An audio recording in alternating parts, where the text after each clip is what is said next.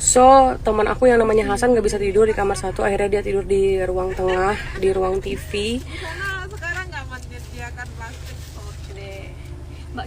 Terus karena dia ngedengar suara cewek, dan besokannya teman aku Rizka juga nginep di kamar yang sama, dan dia nggak tenang juga karena ngerasa diliatin. Sampai akhirnya pas Rizka tidur di kamar pertama itu sebenarnya terpaksa, karena kamar Ayunda ini, kamar dia itu lagi dalam keadaan bau bangke. Belum tahu bau bangkainya kenapa.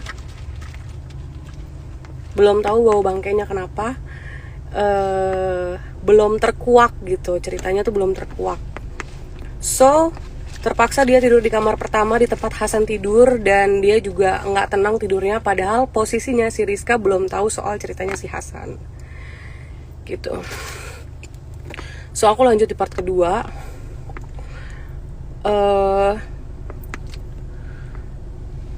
Pada malam Muslim keluar kodamnya, dan malam itu dia datang di kamar nomor 2 di tempat bau bangke. Kita fokus ke kamar nomor 2 di kamar bau bangke. Di kamar bau bangke itu kodamnya Muslim keluar, dan katanya Muslim itu kayaknya berantem. Sekali lagi ya, tanda kutip berantem. Berantemnya kayak gimana aku juga nggak ngerti guys, karena terkuak atau ketahuan dia berantem itu juga setelah kita ketemuan sama orang pintar. Jadi pada malam itu, dimana kita sadar, pada malam bau bangke, dimana kita sadar ini udah nggak beres, kita minta bantuan ke orang pintar, dan orang pintar itu bilang di situ ada sosok kuntilanak merah. Oke. Terus dan kita ngerasa harus cepet-cepet untuk dikelarin gitu masalahnya. So orang pintar ini menawarkan, lagi di jalan kan, jadi dia bilang, ya udah bang, lagi di mana? Oh aku beneran lagi di Tangerang. Oh ya udah, kebenaran Tangerang kan daerah rumah aku, Tangerang Selatan. Terus janjian ketemu di McD, dan ternyata McD itu tutup. Akhirnya mereka ketemu di pinggir jalan doang, dan mereka ini antara orang pintar itu dan Muslim doang gitu. So orang pintar pertama ini menyimpulkan bahwa ini ada hubungannya sama kehamilan aku, karena orang hamil itu sangat digandrungi oleh setan-setan gitu. Di situ tuh perasaan aku oke, masuk akal gitu.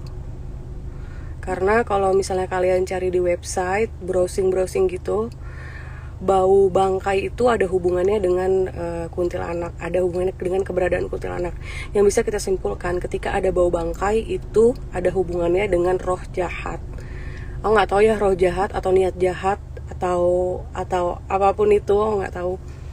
Yang penting itu jahat. Di malam itu kan aku udah ngasih clue ya, bahwa foto yang dikirim Muslim ke orang pinter itu blur. Oke, jadi Muslim ngambil foto di tiap kamar, dan foto di kamar yang kedua, yaitu kamar yang bau bangke, itu blur. Fotonya blur. Tapi Muslim punya 2 angle. Satu, ini tetap ya di kamar kedua ya. Jadi di kamar kedua itu Muslim ngedapetin 2 angle. Satu angle ke mana? Ke horden, yang dia ngelihat horden itu dibunderin sama orang pinter itu, yang maksudnya adalah di sini letak kutil anak merahnya gitu. Terus satu lagi foto blur. Malam itu juga, malam apa besoknya sih? Apanya blur? Yang kamu nemuin. Oh malam itu juga ya? Setelah Ayu mikirin darah, kepikiran ada darah. Oh besoknya dong. Kepikiran ada darah, Ayu ngecek nih, minta teman. Jadi gini, Jadi gini, pada malam itu kamu inget gak sih ininya, rentetan kejadiannya? Jadi kita tuh habis pulang dari pantai yang kita makan-makan di Sky itu. Ya, terus? Itu kan setelah maghrib kita baring-baring karena kecapean. Pokoknya intinya kita langsung move aja, langsung loncat ke Muslim, ketemuan sama orang pintar. Ya, Terus? udah kecapean nih, udah tepar, baring-baring lah di kamar. Terus aku nih nggak tahu, yang jelas aku nggak lagi tidur, cuman lagi pejem karena kecapean. Terus langsung kepikirannya terlintas kalau gimana ya kalau tiba-tiba ada darah. Itu kemungkinan terburuk yang terlintas di pikiranku. BTW aku juga mau tahu kalau kita udah dalam keadaan ketakutan ya pada saat itu, karena kita udah tahu ini adalah ulah setan dan kita udah tahu sosoknya apa, yaitu kuntilanak merah. Terus jadi kita berkumpul nginep satu kamar. Kamar aku tuh gede, jadi bisa diinepin oleh aku, Ayu, Rizka, sama Muslim. Jadi kita berempat di kamar itu. Hasan masih di luar. Hasan tuh tidur di luar dia. Terus Aku minta temenin di kamar yang studionya Kak Adit itu. Aku bareng Kak Rizka. Karena aku habis terlintas kepikiran darah, aku takut.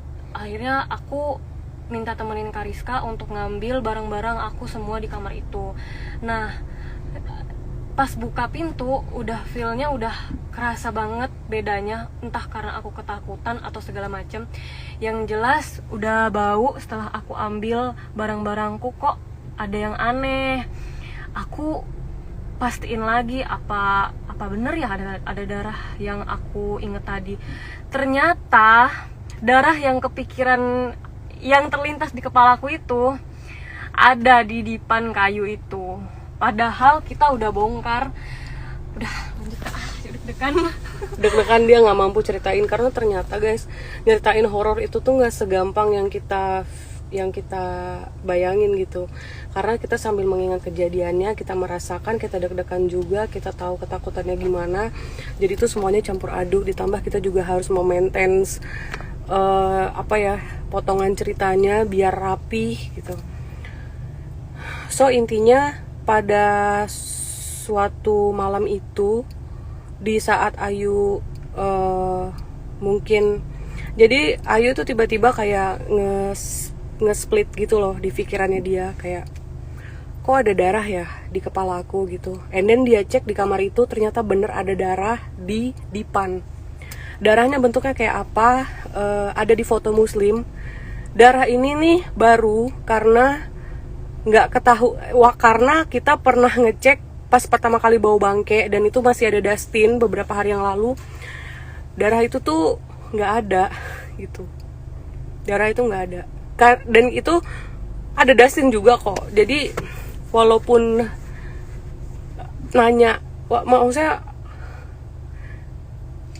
jadi kita nih pengen nyari sumber bau ini dari mana. bener, kita bongkar semuanya itu kamar. Kita masih positive thinking sama binatang, sama cicak yang keselip di AC dan Iya. lain-lain. Makanya kita ngelihat sudut-sudut terpencil di kamarku itu. Bener. Sampai hal-hal terkecil. Makanya kasurnya itu diangkat. Bener. Kita lihatlah dipan. Jadi kalian tahu dipan gak sih? Dipan tuh kayu. Jadi rumah aku di rumah itu tuh kayak kita itu dikasih satu dipan. Dipan itu kayak, coba deh cari, penyanggah kasur. penyanggah kasur. Coba deh kalian browsing dipan itu apa. Nah, di dipan itu ada, bukan bercak ya, tapi jadi gini, seremnya itu waktu kita chat, waktu Muslim chat sama orang pinter itu bilang, ya pantas aja bau, orang darahnya ngocor, kata orangnya gitu. Dalam keadaan kita belum ngelihat darah di dipan. Bener nggak yuk? Bener. Udah dong Kak, jangan syuting, ayo takut. Gitu guys ceritanya. Jadi seremnya itu adalah ketika jadi rentetannya itu bau banget. Terus kita chat orang pinter. Terus orang pinter bilang itu Itu dia tuh nge-reveal, dia ngebocorin satu, itu sosoknya Kunti yang dia lingkarin di jendela. Terus yang kedua,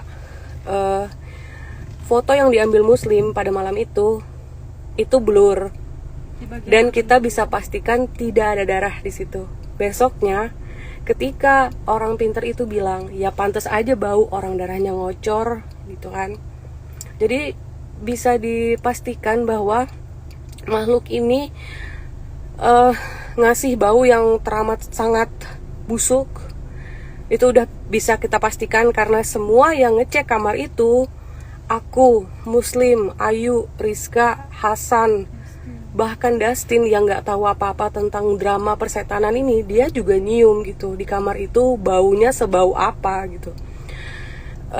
Dan kita bisa pastikan bahwa sosok ini darahnya ngocor gitu, dan menurut itu kita belum ngasih tahu ke dukun ya kalau misalnya darahnya, karena kita ketemu. Dan dukun juga belum ngasih tahu ke Ayu kalau itu adalah darah something. Ya.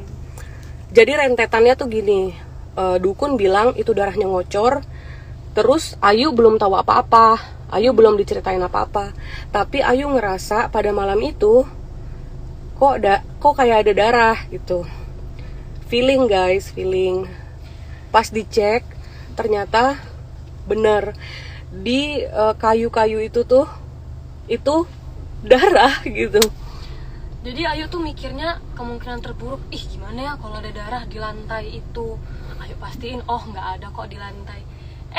Pas Ayu keliat di dipan, ternyata darahnya di dipan. Shock lah saya. Gitu. Terus ini udah semakin tinggi ya gangguannya, karena dari bau bangkai yang tadinya biasa aja ke bau banget, sampai ada darah, sampai akhirnya kita minta tolong sama orang pintar itu untuk secepatnya datang ke rumah dan dibersihkan. Nah, singkatnya gini, pada saat besoknya orang itu datang ke rumah, Hasan udah pulang. Bibi aku nih nggak tahu apa-apa cerita soal ini karena aku nggak ngasih tahu juga. Soalnya aku nggak mau satu rumah panik, aku nggak mau satu rumah itu heboh. Terutama bibiku, asisten rumah tanggaku, karena aku nggak mau dia ketakutan terus minta pulang dan segala macam. Ngerti kan maksudnya? Jadi aku